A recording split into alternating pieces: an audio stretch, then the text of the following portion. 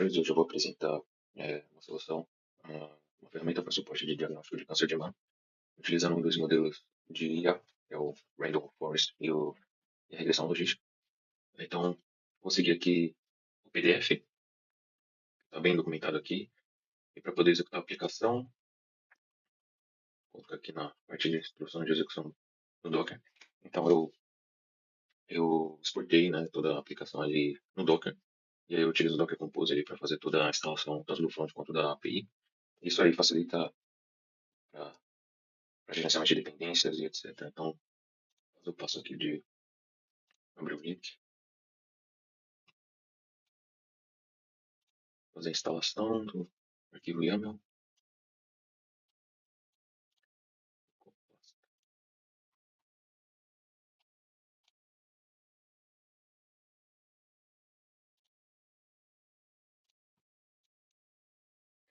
Bom, então eu criei aqui uma pasta demo, vou jogar aqui o meu Docker Compose, só renomear ele aqui, beleza? Eu vou abrir meu terminal. Dentro da pasta demo tem o Docker Compose YAML, então eu vou subir esse cara.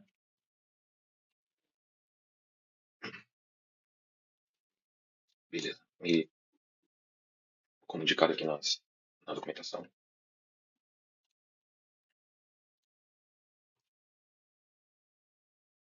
abrir aqui no meu localhost eu tenho a carinha da aplicação.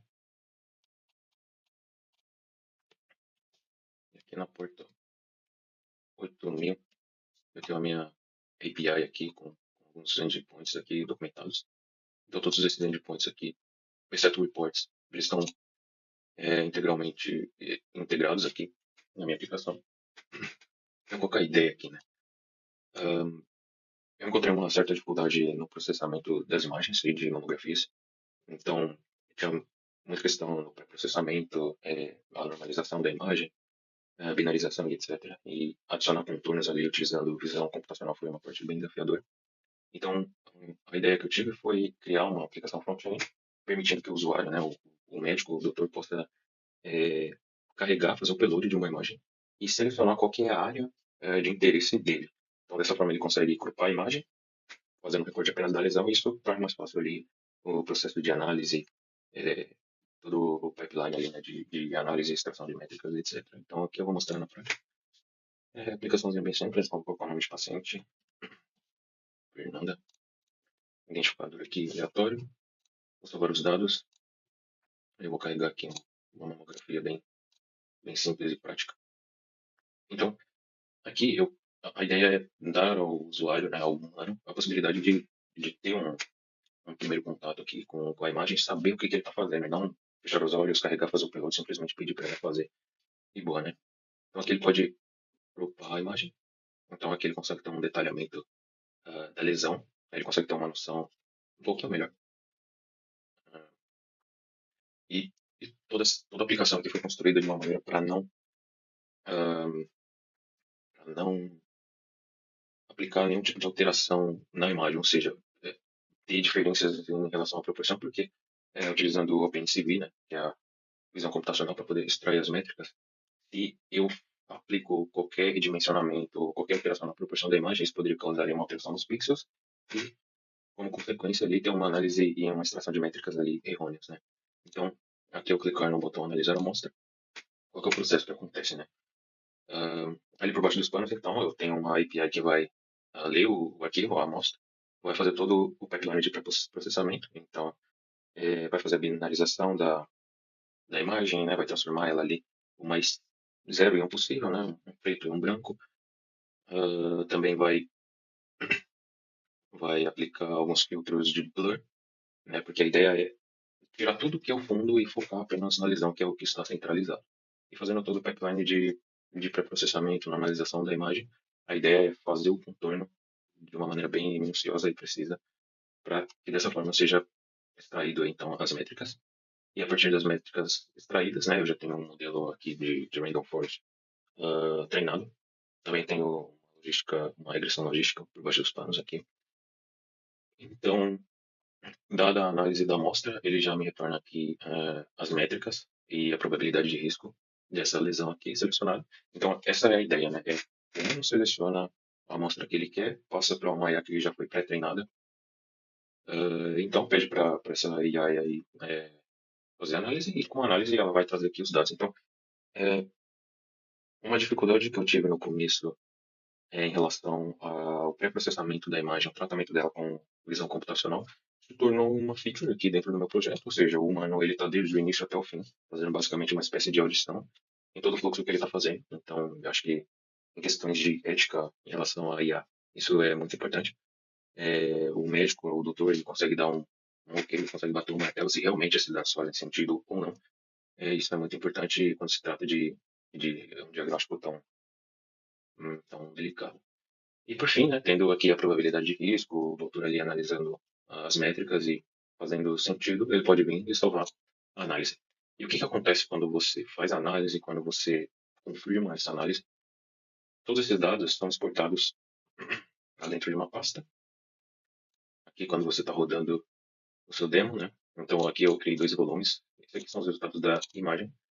Portanto, a imagem que foi analisada, né? Aqui eu trago apenas exemplo do que ele fez, né? Perceba-se que na imagem original eu tenho uma área muito mais cinzenta em volta da lesão e com todo o tratamento e pré-processamento da imagem, eu isolei a lesão, tornando todo o resto um pouquinho mais escuro e tirando um pouco o foco, centralizando apenas a linha e o contorno para deixar bem claro ali a, a visão computacional em si funcionando, né? Bom, e outro resultado que é possível olhar aqui no volume criado é o dataset exportado, ou seja, é o dataset que vai sendo criado a cada análise confirmada pelo usuário, né? Então aqui estão algumas métricas que eu coleto. Tá? Então, esse é um dataset bem simples. Claro que é possível aumentar, adicionar mais categorias aqui, mas isso aqui é só um experimento e uma amostra do que é possível fazer com o sistema de suporte ao diagnóstico de câncer. Então, aqui, como foi mostrado no resultado da análise, uma probabilidade de risco de 73%. Uh, e aqui são duas guias trabalhando. Né? Então, no final das contas, eu, eu tive um consenso ali de um significa maligno, 0 significa benigno, 2 divergente. Então, por caso da análise mostrada ali no exemplo, ele trouxe aqui. Então, basicamente, esse é o projetinho. Aqui você pode selecionar uma outra imagem. Então, aqui você pode dar um zoom. Aqui é questão de melhoria em relação ao front-end. Né? Então, aqui ele já trouxe uma probabilidade de 62. Nova análise. Aqui, ó, mostrar o dataset atualizado, maligno e a imagem. Então, fazendo uma comparação bem simples aqui do que ele fez. Então, é possível ver exatamente aqui a aplicação de todo o pipeline de processamento da imagem que foi feita. Então, perceba-se que foi de grande importância aplicar o ROI, que é assim chamado aí no mundo de AI. Então, eu tiro toda uma massa cinzenta. Eu também consigo economizar processamento quando eu apenas aplico esse crop de imagem. É muito mais simples de fazer análise. Claro, existem casos e casos, então para esse caso desse experimento, estudo, eu acho que é importante isso como uma amostra. Acho que tem um resultado significativo. Beleza? E aí, enfim, é basicamente isso a aplicação. Então, o botãozinho ali de análise e de confirmação são as APIs aqui, né? Está bem documentado tudo o que ele faz. Aqui também tem um modelo, então tem uma API aqui que vai pegar o dataset do Kaggle e vai rodar ali um treinamento em cima dele, né? Então ele vai treinar os dois modelos, que é a regressão logística e o Randall Forest. O Randall Forest está rodando com 100 frames, assim, por dizer, que basicamente os 100 juízes ali, que cada um vai ter uma decisão e no final das contas ele vai ter um consenso ali, né? Já a regressão logística é algo muito mais linear, então posso dizer que é algo mais 880. Eu acho que que duas IAs, dois modelos diferentes trabalhando para o mesmo objetivo. Acho que a gente pode ter um resultado bem interessante aí quando a gente tenta criar um consenso entre elas.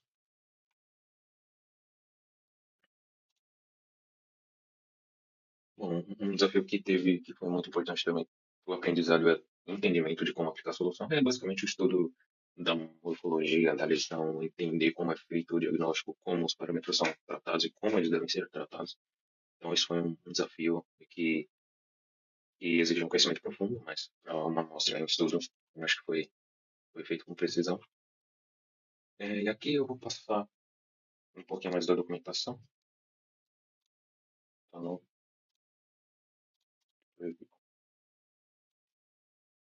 Bom, então, aqui está tudo detalhadinho, pegando do começo. Então, eu dividi o projeto basicamente em dois repositórios, né? Ele tem o back-end, em Python e Flash API, e o front-end ali em React. Bem simples, coisa bem simples, o front-end principalmente. Eu foquei mais ali no back-end e o Flash API. E aqui, à medida que eu fui evoluindo a aplicação, eu fui construindo uma arquitetura, um rascunho de uma possível arquitetura. Então, eu comecei ali do zero, onde eu não sabia absolutamente nada, e fui montando ali os componentezinhos de acordo com os estudos. Então, aqui é possível ver aí as três camadas, né? Front, back-end e parte dos modelos. Aqui tem umas instruções. Dataset selecionado. Dataset bem famoso aí, tudo. Aqui estão todas as instruções de execução do Docker, para facilitar a vida. As imagens que eu utilizei no exemplo estão disponibilizadas no link. O arquivo do Docker Compose também. E aqui tem as análises exploratórias de dados. Então, houve uma correlação muito grande em relação aos valores, né? Então, eu peguei alguns valores principais aqui, são cinco basicamente. A distribuição de parâmetros também foi uma coisa bem interessante, né? Porque quando você olha o dataset, você vê um monte de número e, cara, isso significa o quê, né? Mas basicamente, utilizando a distribuição dos parâmetros aqui, eu consegui perceber que os resultados malignos deles têm uma curva gigante em relação aos benignos. Então é quase que todos os parâmetros capturados fossem, por regra, maiores que os parâmetros benignos, né? Então é possível olhar aqui no histograma aqui.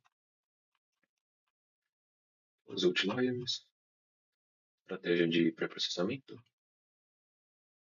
Aqui também tem uma comparação de performance. Então a acurácia dos dois modelos foi algo bem parecido, mas eu senti que o Randall Forest teve uma capacidade melhor de lidar com a variedade de parâmetros, né? Então, ele não enxerga um parâmetro como uma regra, ele enxerga mais como se fosse realmente um peso.